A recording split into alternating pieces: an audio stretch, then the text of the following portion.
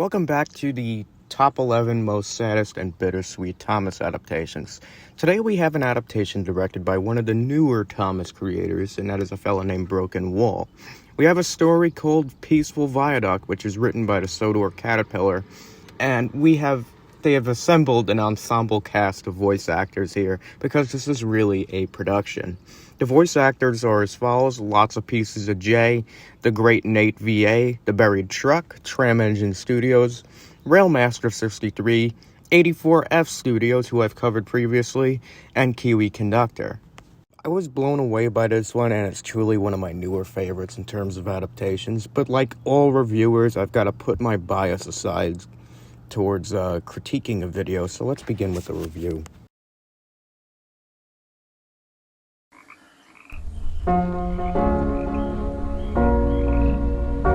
Edward remembered the good old days when Harwin Lake was a busy place. The VAT controller asked him to help restore the branch line to its former glory.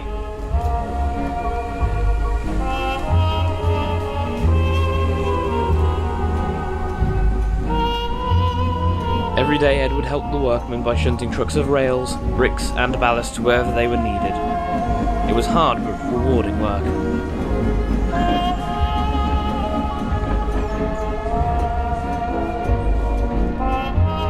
And at the end of each day, he loved gazing at the sunset from the viaduct.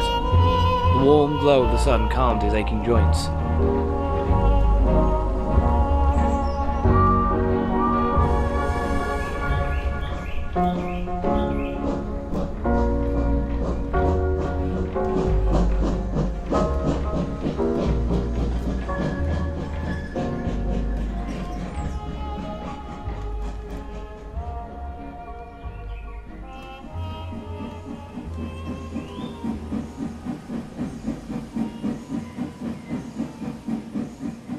One evening, Edward ventured on his own to the viaduct. The day's work was done, and he had some spare time before he needed to bring the workmen home.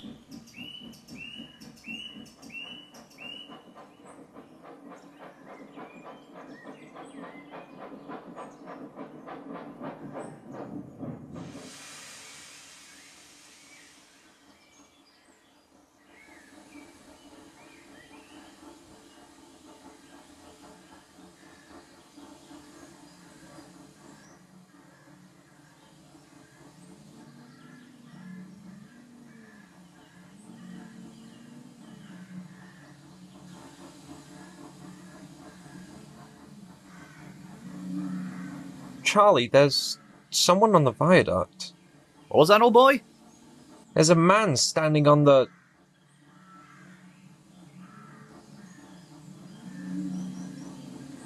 Beautiful. Whoa! Is it not? Where did you come from? I was out on the viaduct. I know. I saw you. How'd you get out here so quickly?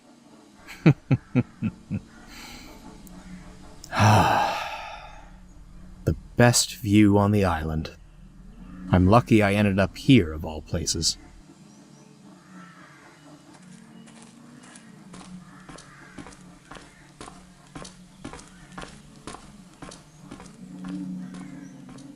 Huh.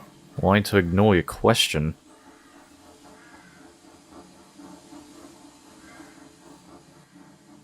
Sir, are you alright? Oh, yes, I suppose. It's just... it won't always be like this. Time is fleeting. These rests are all I have to look forward to anymore. I absolutely love the music in this video. This is very reminiscent of 1930s swing and jazz music, especially with that trumpet sound. And look at these fucking visuals. I don't think I've ever seen something this clear and saturated before. It really captures that dusk feeling and the early morning. On top of that, the animation transition of the faces is a nice touch to the characters, and we don't get that too often in these adaptations, so it's a welcome change. Oh, I see. Would you like a ride back? I wouldn't want you to be left behind.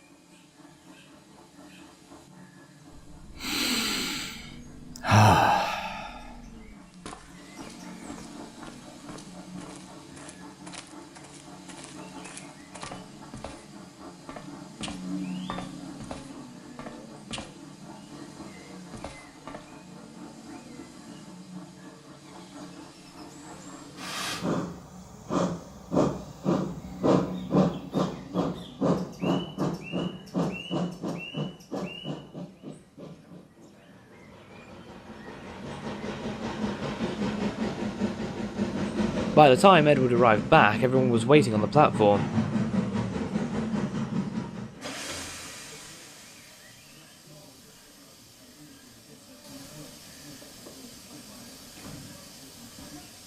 He was just thinking about the lone workman when... Where is he? Where is he? He was right here. What's going on? The man that we picked up. He's gone. What, gone? Yes. He was just here a second ago, and now he's just vanished into thin air. Both men looked all around the station, but they couldn't find him. Charlie, can you see him? You must have picked up a ghost. Oh, don't be daft. What else can I be? All my men are accounted for. But we did pick someone up. All three of us saw him on Viaduct, and he walked right into Edward's cab. Did you catch his name? No. No, we didn't. Next time, do that. Now then, it's getting late and my men and I would like to go home, if you please. Something tells me his name was John.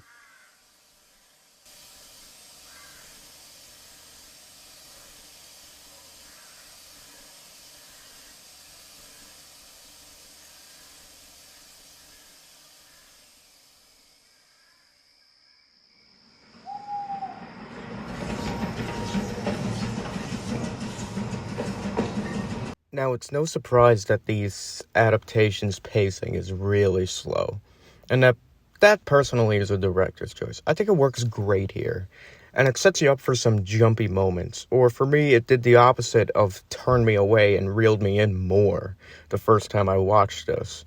On top of that, the man on the viaducts appearing and disappearing is great play for the audience.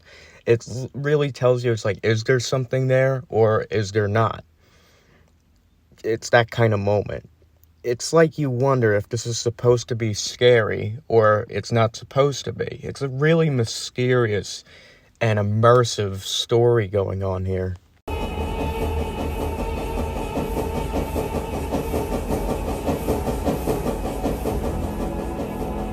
Any ideas as to where he could be? Yeah. One.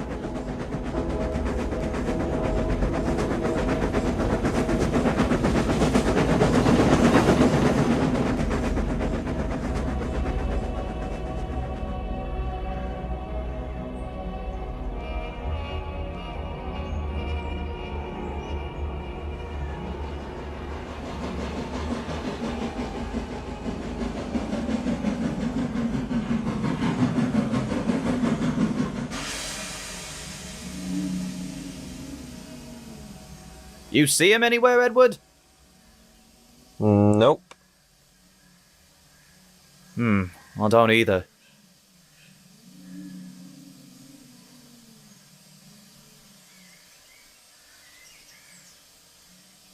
Ugh, this was a waste of... Help!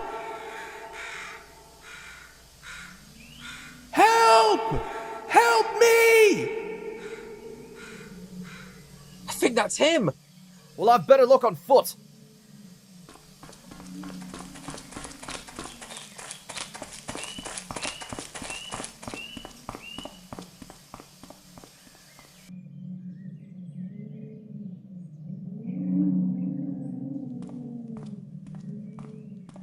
Where are you?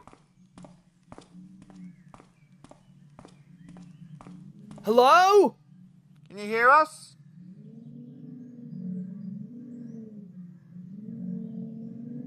Help!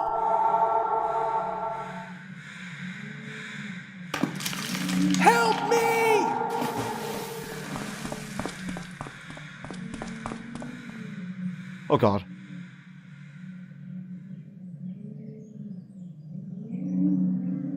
Did did he? Did he? We need to head back now. I'll phone the police at Arwin.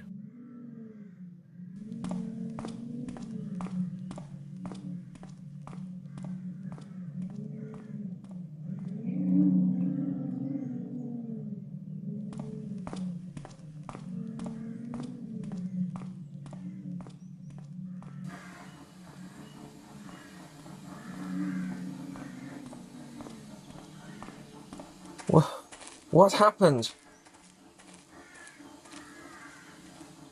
We think he fell over the edge. We're heading back to get some help.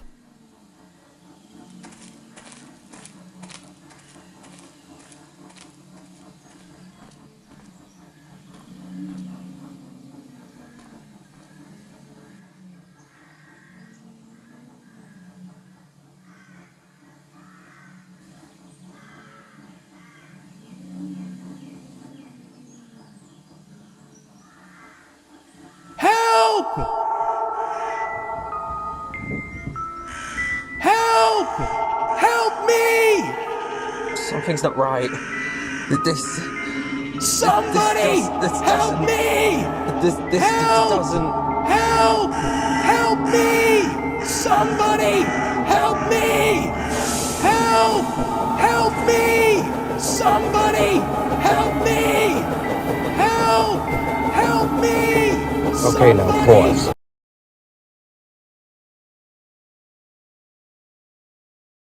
Now, so far, this is the only problem I've had with this video, and it's the screaming. It's very repetitive, and I don't mean that in an annoying way.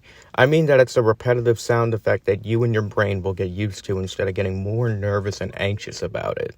What could have helped was if the voice actor, whoever's playing the workman, because the credits doesn't really specify who played who, would get more, desperate sounding for help and get more and more distorted sounding before fading away. I really think that would, instill a feeling in you like, oh my god, what's happening?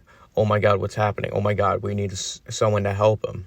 I really want to feel that, thrilling things. But it's like after 3 or 4 times, even as Edward is speeding away and you hear the same voice getting desperate, and then all of a sudden it's the same thing getting repeated over and over again, which is an old filming technique, an old technique utilized in films and movies such as that for repeating shots or even repeating visuals and voices. I just wish it sounded a little bit more desperate, guttural sounding, a little bit quicker paced, instead of just repeating the same voice lines over and over again. Other than that, this is a really thrilling sequence. Oh yeah, here comes probably one of my favorite creepy bits in this adaptation, and I recorded a live action to it that I'm sure you'll probably laugh at. Real quiet. Look at these night shots, though, at grayscale. That's great use of shadows.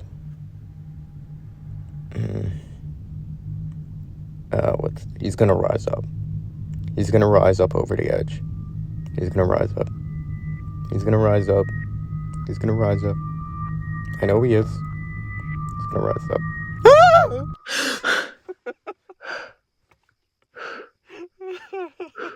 I knew it was gonna happen, and it still got me, damn it. I knew it was gonna happen, and it still got me. Edward awakes next morning and explains his idea to his drivers to possibly help the wandering soul of the workman finally be free, and we get this sad but sweet ending sequence to the story. I don't know why, but I have a plan. You have a plan? Against a ghost? Yes, Charlie, I do. Charlie, I think we need to trust Edward on this one. Sydney, you can't be serious right now. I'm not gonna say I like this, and I doubt Edward does, but it might be up to us to stop this ghost. Please, Charlie.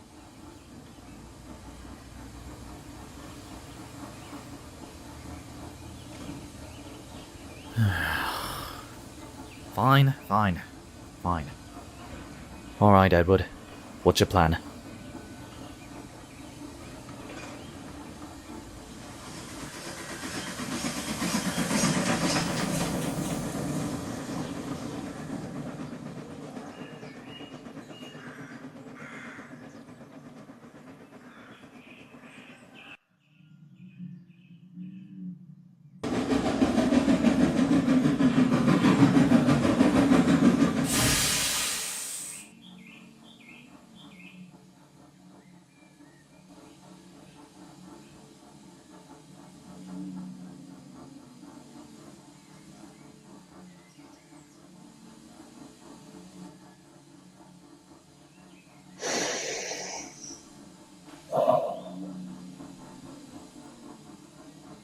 Beautiful, is it not? Yeah. Yeah, it is. The best view on the island.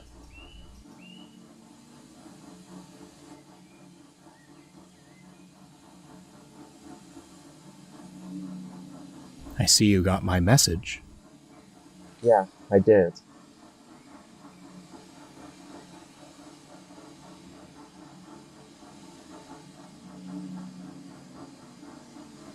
You know, I can't really remember anything anymore.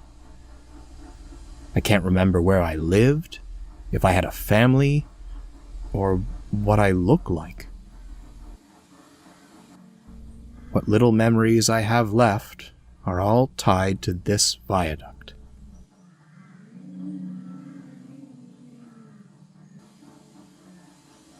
It feels like I've relived my own death 1,000 years over. I don't want to be alone anymore.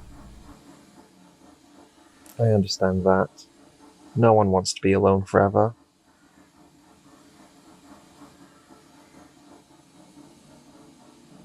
I'm sorry for scaring you so much yesterday. I just needed you to stay. I couldn't truly rest, so to speak, if no one remembered me. You have nothing to be sorry for. I'm thankful we were able to come together. You're one of only a few who have ever seen me. The others left me here and never came back. I suppose I scared them off.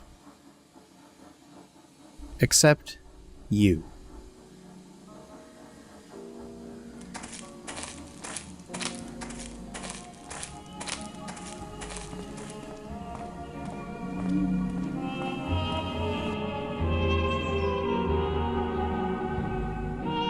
I think I'm ready. What's your name? Edward, sir.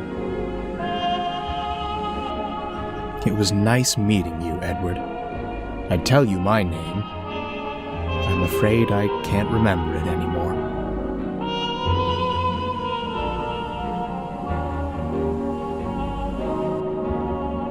Thank you, Edward.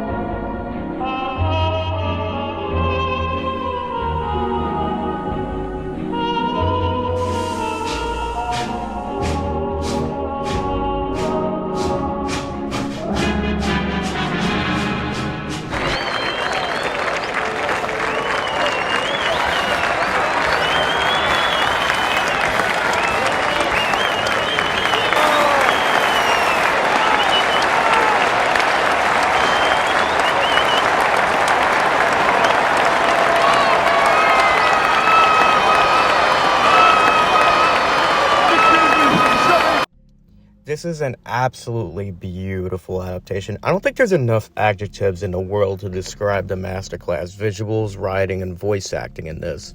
But as usual, per video, I will review it. It still has to go through the scale. The cinematography and world building is masterfully designed and illustrated to us in a way that it's like we jumped into a painting. The play with colors and backgrounds, as well as the camera angles and the scenes. The temperature of the scenes are really great, using a combination of all three scales: warm, cool, and even grayscale. This is a 100% a perfect 10 here. There is some narration in here, but it's only towards the beginning of this story. Everything else is done through the voice acting, and I honestly think that's a good thing that there's not a lot of narration. It's not needed for a visual story like this. The voice actors sell every single scene that they're in this story, and they feel like real people. When it feels like real people and you're using trains, figurines, and visuals, then you're really doing something good here. This is worth of 20 points. The sound effects are so little and used flawlessly, but the characters feel like real people, and a lot of that goes to the voice performances of each actor here. The problem is, in the credits, I don't know who plays who here. So if you're a VA in this adaptation, sound off in the comments below who you played, because first of all, I think you're really awesome. Everybody that participated in this is awesome. And tell me what it was like performing this, because I really want to know what the process, like any film or adaptation or a cartoon that goes into voice acting. I really want to know how it was done. On top of that, the characters are sold off really good here, especially Edward. Edward is the main focus of this story, and whoever portrays the wandering soul of the ghostly workman, you did an excellent job, like, distinguishing that confusion and that desperation and that purpose in life or in death in this scenario, for trying to find out who you are and you don't really know, but you need help, and this is the only way you can do it. This was just a really, really immersive and beautifully crafted display of characters and sound effects. It's awesome. 10 points here also. The music is used sparingly in this. Sometimes in some scenes there's no need for music, just ambience.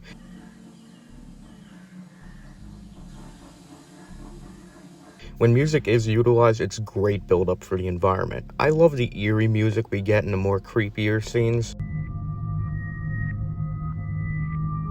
and the beautiful jazzy trumpet piece that plays in the beginning and the end. Asked him to help restore the branch line to its former glory. This is just a flawless 10 here as well. And this is the second adaptation. We have a perfect 50 out of 50 score, and I think my viewers will agree that it is 100% worthy of that. Link to the original video will be in the description, as well as the wonderful voice cast, the writer and director of it. Thank you all for watching. We have 7 more episodes left to review so far. This series has been going strong, and I thank you all for tuning in. Until next time, see you in the next one.